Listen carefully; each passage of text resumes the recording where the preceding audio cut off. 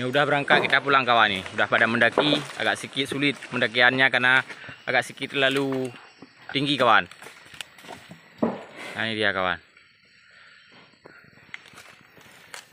Di belakang yang ini agak sedikit berat muatannya kita kasih. Apalagi ini karena kayunya besar-besar kawan. Jadi nggak bisa kita setel kawan. Nah udah pernah mendaki lagi kawan.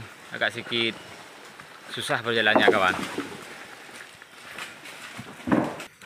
Nah ini dia kawan, dia agak sedikit kesulitan karena muatannya berat.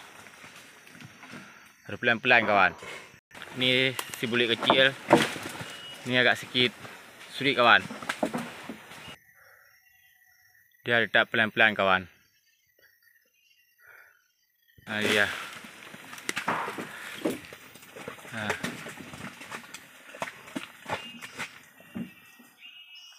Ya pelan-pelan kawan. Nah ini dia kawan. Yang kecil udah pada berhenti. Nah udah pada jalan lagi kawan. Nah. Agak sedikit sulit kawan.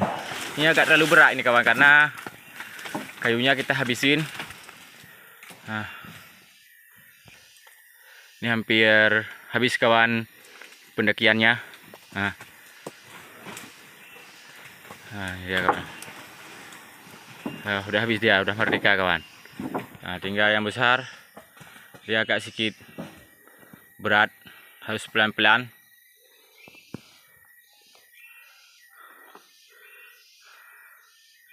Nah dia muatannya